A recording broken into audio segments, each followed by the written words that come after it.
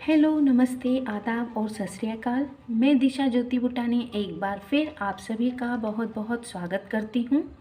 आज जो मैं विषय लेकर उपस्थित हुई हूँ वो है शब्द रचना, जिसे इंग्लिश में कहा जाता है वर्ड फॉर्मेशन।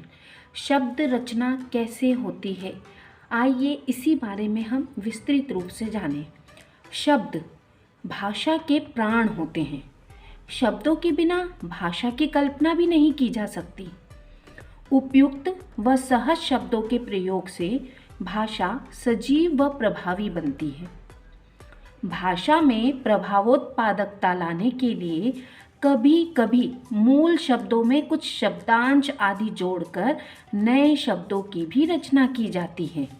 तो फिर शब्द रचना क्या हुई के रूप में आप देखिए कि मूल शब्दों से नए नए शब्द बनाने की प्रक्रिया शब्द रचना कहलाती है।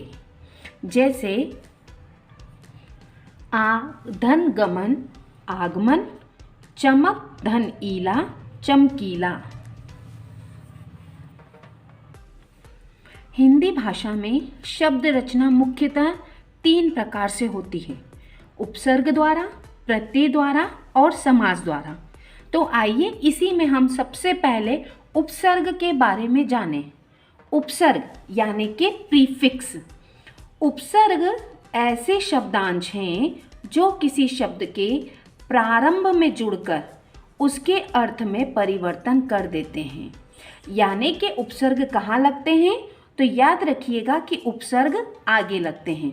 आगे चलकर इसी संबंध में मैं आप लोगों को इसकी एक बेहतरीन ट्रिक बताने वाली हूँ, जिसके माध्यम से आप आसानी से उपसर्ग और प्रत्यय को याद रख सकते हैं। आइए अब हम पहले उपसर्ग का शाब्दिक अर्थ देख लें। उपसर्ग 2 शब्दों से मिलकर बना है, उप और सर्ग से। अगर हम उप का अर्थ देखें तो उप का अर्थ होता है समीप, जबकि सर्ग का अर्थ होता है सृष्टि करना।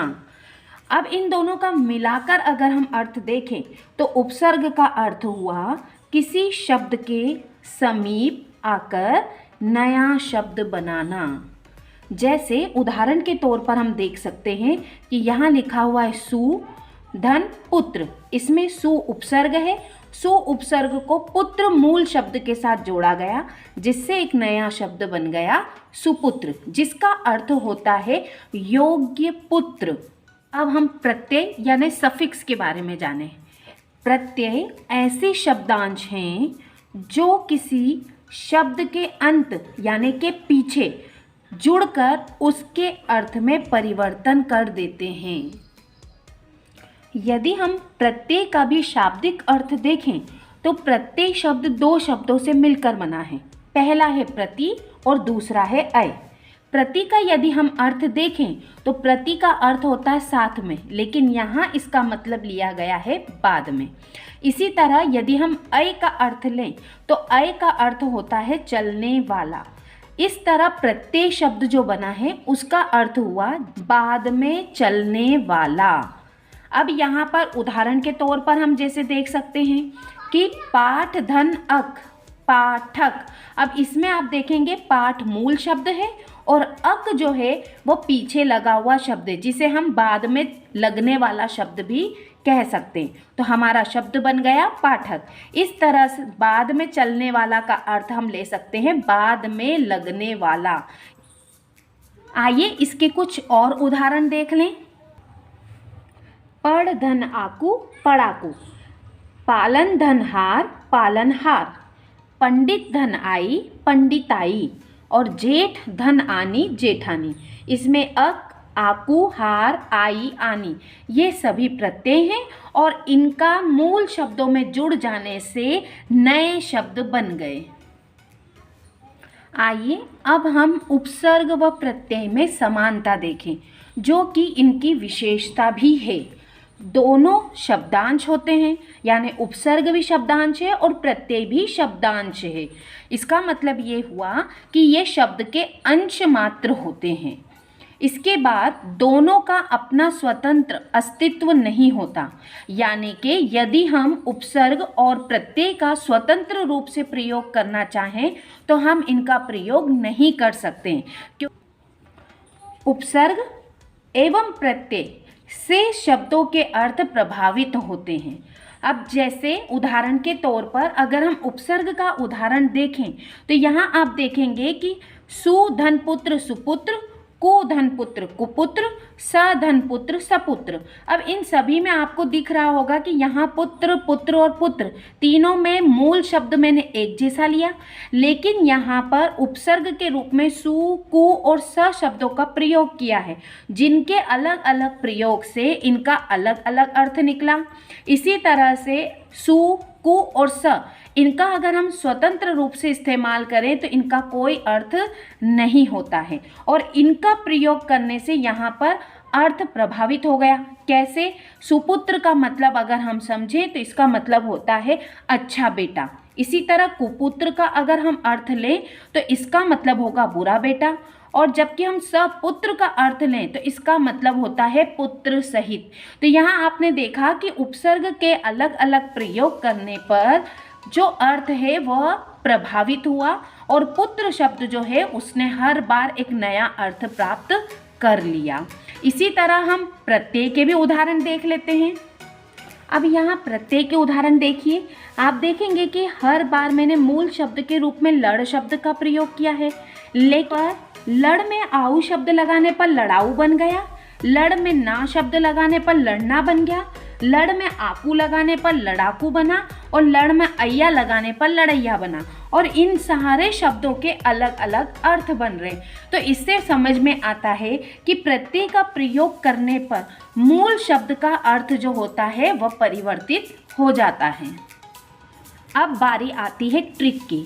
तो ट्रिक जानने से पहले हम उन प्रश्नों को देखें जो कि जितनी भी प्रतियोगी परीक्षाएं होती हैं उनमें प्रश्न के रूप में ऑब्जेक्टिव क्वेश्चन यानी वैकल्पिक प्रश्नों के रूप में हमारे सामने आते हैं, और हम वहाँ पर मूंझ जाते हैं यानी उलझ जाते हैं, और हम समझ नहीं पाते कि आखिर उसमें हमें उत्तर क्या लिखना है। देखिए, मैं आपको दो प्रश्नों के नमूने दिखाती हूँ। यहाँ पहला प्रश्न है, उपसर्ग का प्रयोग होता है।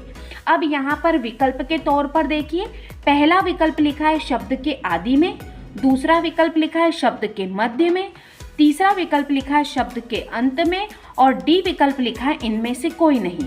अब यहाँ पर हम उलझ गए कि उपसर्ग का प्रयोग प्रारंभ में होता है कि अंत में होता है, और ये आदि शब्द का क्या अर्थ हुआ। तो ऐसे प्रश्न जब आ जाते हैं तो हमें समझ में नहीं आता। इसी तरह दूसरा एक और प्रश्न देखिए, जो शब्दांश शब्दों के अंत में जुड़कर अर्थ में परिवर्तन लाए देश कहलाते हैं। अब विकल्प पे लिखा है समास, बी विकल्प पे लिखा है अव्यय, सी विकल्प पे लिखा उपसर्ग, और डी विकल्प पे लिखा प्रत्यय।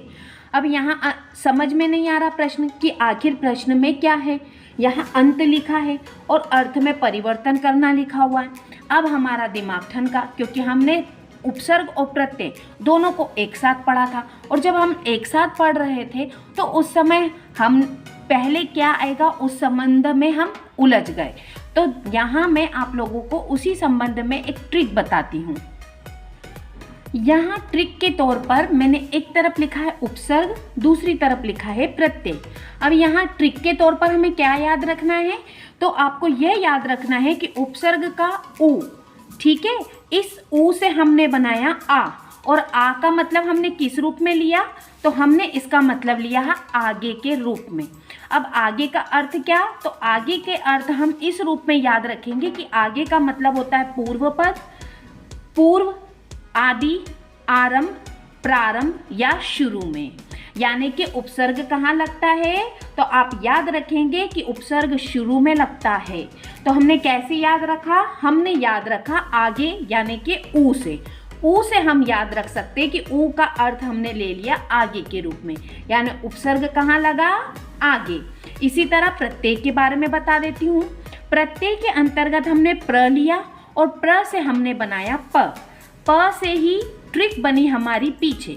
अब पीछे का अर्थ हम किस किस रूप में ले सकते हैं, तो पीछे का अर्थ हम ले सकते हैं बाद में, अंत में, आखिर में या उत्तर पद। उत्तर पद का मतलब भी बाद में ही होता है। तो यहाँ पीछे का मतलब हमने किस रूप में लिया, बाद में से।